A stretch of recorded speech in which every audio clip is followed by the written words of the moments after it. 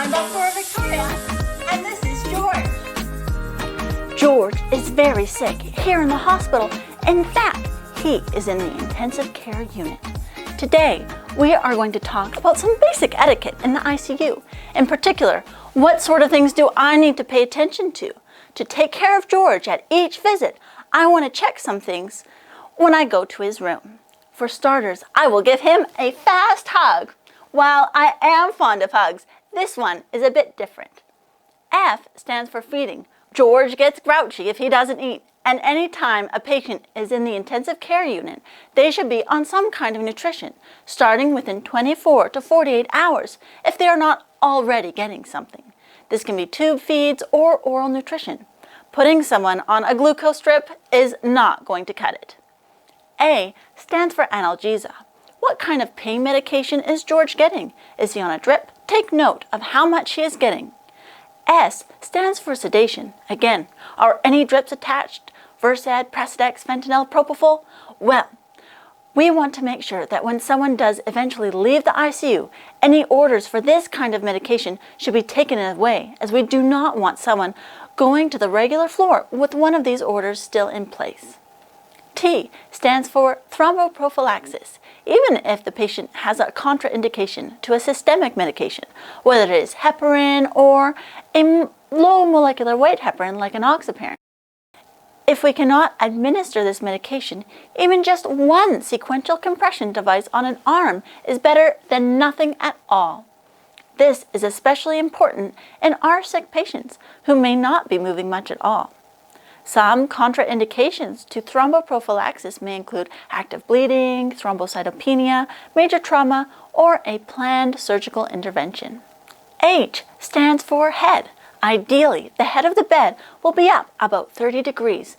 This is very important and can affect the patient how they are saturating on either room air or supplemental oxygen, as well as with orientation. In the morning or any other time you visit your patient, make sure your patient isn't scrunched up in the bed. U stands for ulcer prophylaxis. This is not indicated in every patient. In fact, this medication gets used more than is usually needed. And it's true, our critically ill patients are at risk, especially if there's evidence of hematemesis, melena, anemia, or hypotension and shock. When the patient leaves the hospital, again, we want to make sure that this medication is removed. G stands for glycemic control. We want to make sure that our patients have appropriate glucose management. Our goal in the ICU is usually 140 to 180 milligrams per deciliter, a little higher than what we normally do for our patients. Overall, you want to make sure you know what drips are on, how fast even tube feeds are going, and pay attention to the current dose, as many medications are titrated up and titrated down, and will change not only from day to day, but even hour to hour. We also want to know what lines are in place, whether central, peripheral, IV, or arterial. And is there urine output? How much overnight? How much in the past 24 hours? And when was the last bowel movement? You may need to add in a bowel regimen. To keep an eye on my patient's sedation, I can use the Glasgow Coma scale. I will look at my patient's response in several categories: eye-opening, motor, and verbal response. For eye-opening, this is graded out of 4 points. Spontaneous eye-opening would be 4, responding to verbal commands 3, responding to pain 2, and no eye-opening would be 1. Verbal response would be out of 5. An orientated patient would be 5, confused 4, inappropriate word usage 3, incomprehensible sounds 2, and no verbal response would be 1. For motor response, this is out of 6. A patient obeying commands is 6. Localized response to pain 5, withdrawing in response to pain 4, flexion to pain 3, extension to pain 2, and no motor response would be 1. Even if my patient were dead, he would still get a score of 3. It's quite a polite scoring system. While our patient is in the ICU, we may be using sedative and analgesic medications. We want to determine the amount of pain, how deep one's sedation is, and the presence or severity of delirium. The Richmond Agitation scale helps us to evaluate sedation in our patients. A score of 0 is an alert and calm patient.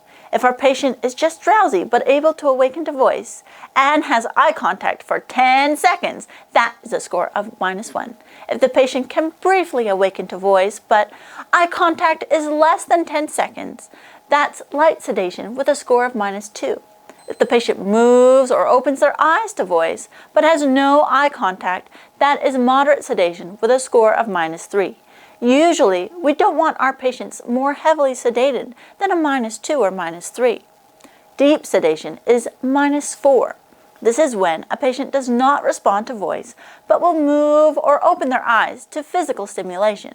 And unarousable is a score of -5 where there is no response to voice or physical stimulation. On the flip side, our patient may be agitated. If they are restless but not aggressive, they get a score of +1. If they are agitated, having frequent non-purposeful movements, fighting the ventilator, they have a score of +2. If they are very agitated, pulling at tubes or catheters in place, and aggressive, they get a score of +3. And if they are violent, combative, and are a danger to staff, we call that a +4.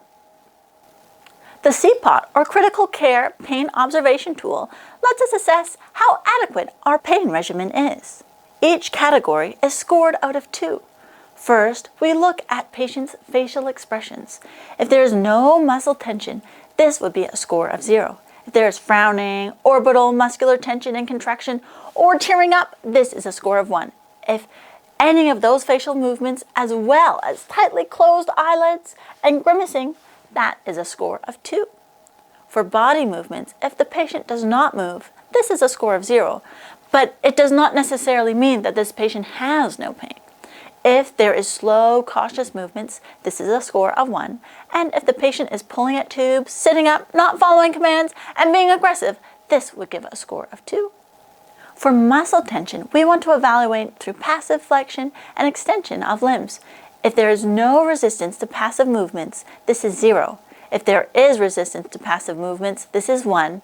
And if there is strong resistance or you cannot passively move extremities, this is a score of 2.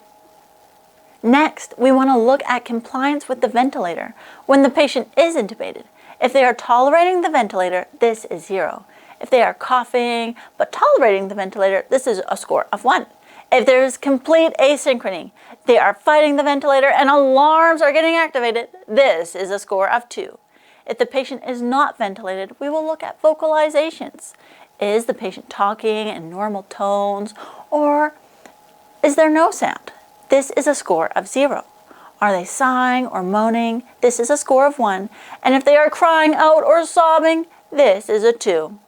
This is an objective way for us to measure our patient's pain when we are titrating our sedation and analgesic medications. The confusion assessment method helps us evaluate delirium in our patients. Up to 80% of patients needing care in the ICU will experience delirium. This is fluctuating inattention with a change in cognition and perception. The confusion assessment evaluates first an acute onset and fluctuating course of altered behavior. This is often brought up by family or nursing that see a change from the patient's baseline behavior. Second, patients may demonstrate having inattention, where they have difficulty focusing attention, are easily distracted, and may have difficulty keeping track of what has been said. Delirium should have both of these features, as well as one or both of these following: disorganized thinking or altered level of consciousness.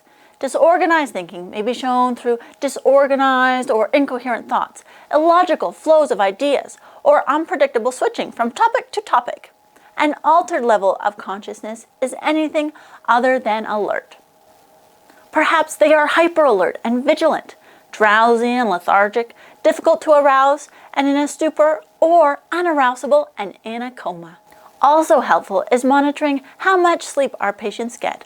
Our hospital has a nurse-led initiative to help keep the ICU delirium at bay. HUSH, or Helping Understand Sleep Heals, is our way of trying to have the goal of our patients getting at least 4 hours of sleep a night. Thank you for joining me today, my healthcare team.